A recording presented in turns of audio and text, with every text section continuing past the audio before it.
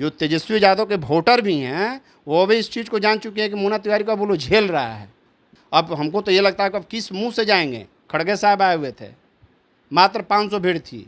हमारे भारतीय जनता पार्टी के एक मंडल में जब बैठक होती है, सम्मेलन होता है, तो उसमें 2000 लोग रहते हैं। आप तो उदाहरण में देख लीजिए ना, दो उपचुनाव हुआ, एक तड़ारी का हुआ, एक रामगढ़ का हुआ।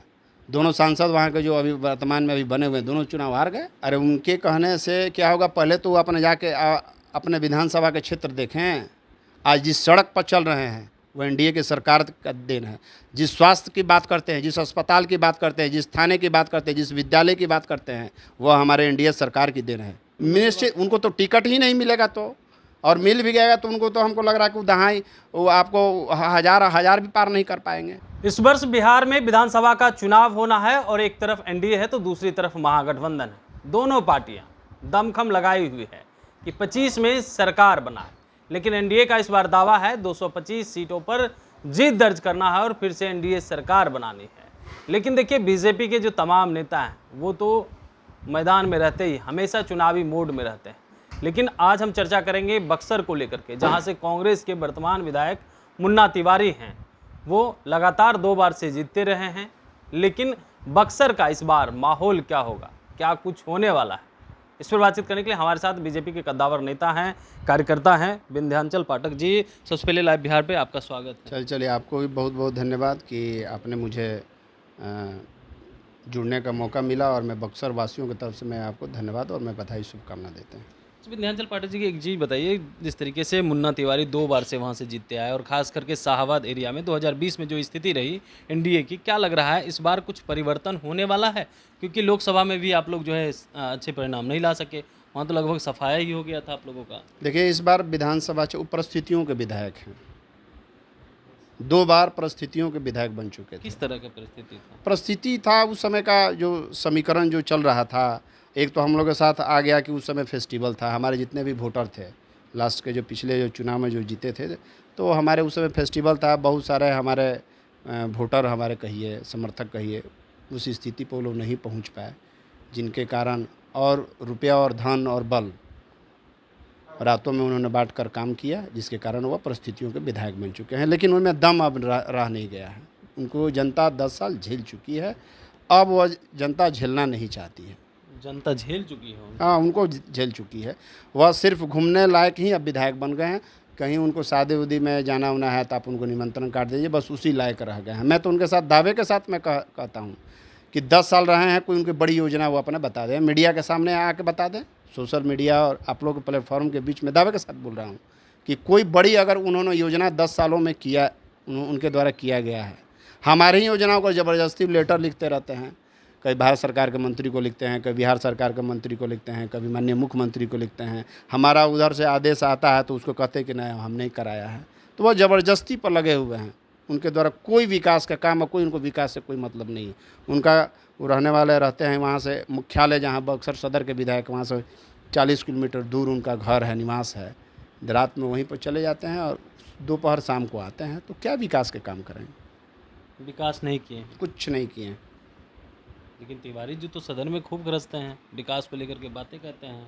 सिर्फ गरजते ही रहते हैं ना, धरातल पटल पर तो दिखाएं। मैं तो उनको कह रहा हूँ, चुनौती में दे रहा हूँ कि कहीं पटल पर आवें, आकर दिखावें कि हमने ये काम उनके द्वारा काम करवाया गया है।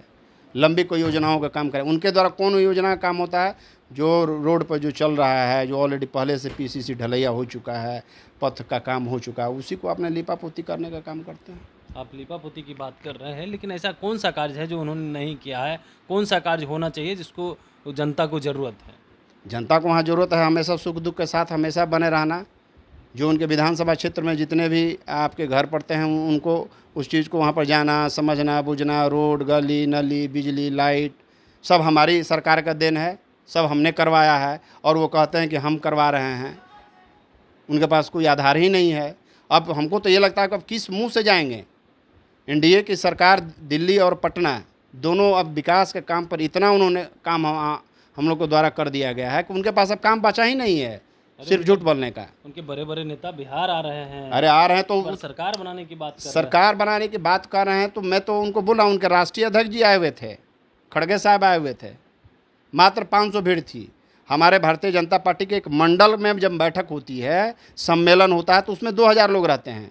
उनके राष्ट्रीय अध्यक्ष हैं तो वहाँ का 2-2 विधायक हुआ है। एक विश्वनाथ राम जी हैं, एक अपने मुन्ना तिवारी जी हैं, मात्र 500 लोग आए और आवाज़ ऐसे ही लगाते रह गए। उनके पास न वहीं पर कोई दल है, रह गया कांग्रेस पार्टी वहाँ मृत हो चुकी है, और वह भी मुन्ना तिवारी के पास और विश्वनाथ राम जी के पास कोई वहाँ पर जनाधार नहीं है। जनाधार वो अपना खो चुके हैं। लेकिन तेजस्वी यादव तो उनके साथ हैं। तेजस्वी यादव होने से कुछ होगा नहीं ना, कुछ नहीं होगा। जनता उस चीज़ को समझ चुकी है। जो तेजस्वी यादव के वोटर भी हैं वो भी इस चीज़ को जान चुके हैं कि मुन्ना तिवारी का बोलो झेल रहा है, झेलम। तेजस्वी के वोटर मुन्ना तिवारी जी जी जी जी एकदम झेल रहे हैं, एकदम पूरी तरह से वो लोग झेल रहा है। इसलिए मुन्ना तिवारी में अब दम नहीं है। मैं दावे के साथ आपको कह रहे हैं कि भारतीय जनता पार्टी वहाँ पर 22 सीट है पूरे शाहाबाद में, और दावे के साथ मैं बोल रहा हूँ कि भारतीय जनता पार्टी इस बार 22 के 22 एनडीए की सीट वह जीत के हासिल करेगी। आप तो उदाहरण में देख लीजिए ना, 2-2 उपचुनाव हुआ, एक तड़ारी का हुआ, एक रामगढ़ का हुआ। दोनों सांसद वहाँ के जो अभी वर्तमान में अभी बने हुए हैं, दोनों चुनाव हार गए। एक ही महीना में, 2 महीना में वो लोग वहाँ के जनता को उस चीज़ को पता चल चुका है।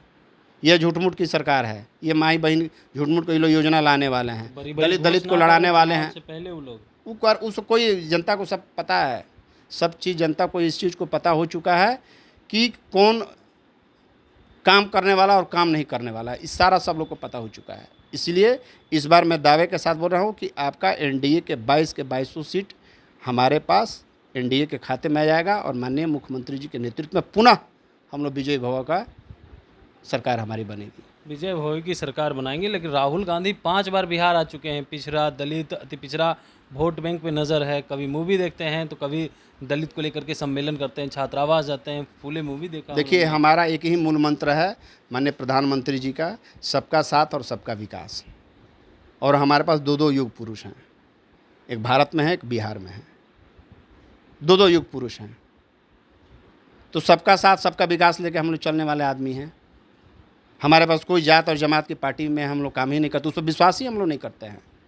जात और जमात पे विश्वास नहीं, हम लोग कोई जात जमात पर काम नहीं, सबका साथ सबका विकास। हमारे 2 युग पुरुष हैं, एक भारत के प्रधानमंत्री माननीय नरेंद्र मोदी जी हैं, और एक हमारे नीतीश जी हैं, और हमारे उनके सहयोगी में माननीय सम्राट चौधरी जी हैं, विजय सिन्हा जी हैं, हमारे प्रदेश अध्यक्ष हो गए डॉक्टर दिलीप जायसवाल जी हैं। नेताओं की हमारी कमी है, एक से एक बड़े हमारे नेता यहाँ पर सिर्फ और सिर्फ दिन रात 24 घंटा विकास के काम में वह लगे रहते हैं। प्रगति यात्रा में देख लीजिए, अभी उन्होंने पिटारा बक्सर जिला को खोल दिया है। भूतों न भविष्य, इतिहास में कभी नहीं हुआ था जितना हमारे पास अब की बक्सर जिला में पैसा है। क्या उनको भी सरकार थी? 2006 से पहले उनकी भी तो सरकार थी। कौन सा उन्होंने काम बहुत बड़ा किया है? यहाँ से पटना से बक्सर जाने के लिए कम से कम 7 घंटा का लगता था यात्रा। बक्सर से बनारस जाने के लिए 8 घंटा की यात्रा लगती थी। आज हम सरपट सीधे 2 घंटे में बक्सर से हम लोग चले आते हैं। आप बिहार के किसी भी कोने में आप चले जाइए मुख्यालय में, या किसी भी मुख्यालय में, पटना आने में आपको 3 से 3.5 घंटा आपको लगेगा। पूर्णिया से आप चलिएगा तो 3.5 से 4 घंटे में आप चले जाइएगा। आप रामगढ़ से चलिएगा तो आप 2 से 2.5-3 घंटा में चलिएगा। ये विकास होती है।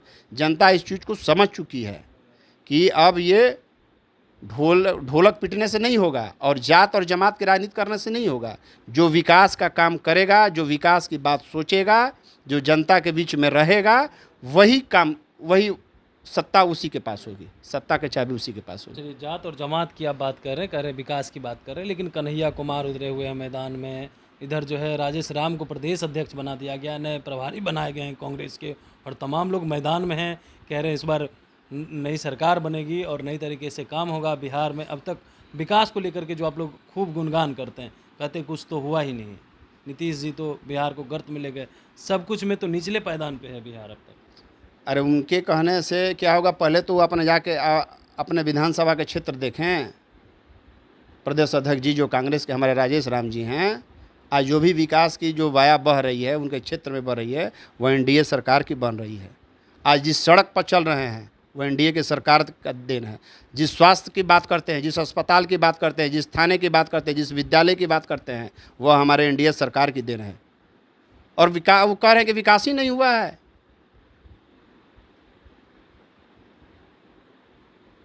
क्या उनका मानसिकता वो लगता है कि दिवालियापन घोषित हो चुके हैं? हमारे एनडीए के सरकार द्वारा किया हुआ काम को उसी पर चल रहे हैं, उसी पर काम अपना कर रहे हैं, रोड पर चल रहे हैं। उनको यहाँ से आने में, अपने क्षेत्र से आने में उनको 3 घंटा लगता है। पहले कितना घंटा उनको लगता था? उनके पिताजी भी मंत्री हुआ करते थे। क्या उन्होंने काम किया है अपने क्षेत्र में? आज स्थिति और परिस्थिति बदल चुका है और सारे बिहार की जनता उस चीज़ को समझ चुका है कि विकास ही मूल मंत्र है। जो विकास की बात करेगी, जो विकास का जो दल काम करेगा, वह उसी के साथ, बिहार की जनता उसी के साथ है। विंध्याचल पाठक जी, एक चर्चा रहती है खास करके बीजेपी में कि टिकट हमेशा कार्यकर्ताओं को दिया जाता है, तो क्या विंध्याचल पाठक को इस बार उम्मीद है कि बीजेपी की तरफ से टिकट मिलेगा? क्योंकि बातें ये भी कही जाती है आरएसएस का हाथ रहता है टिकट मिलने में कार्यकर्ताओं, बीजेपी कार्यकर्ताओं नहीं, देखिए ऐसा है ना कि भारतीय जनता पार्टी कार्यकर्ताओं के बेस की पार्टी है और भारतीय जनता पार्टी कब किसको कहाँ बैठा देगा वो किसी को भी पता नहीं है। हम लोग भारतीय जनता पार्टी के कार्यकर्ता हैं, 35 साल से हम लोग काम कर रहे हैं और हम लोग को काम करना है।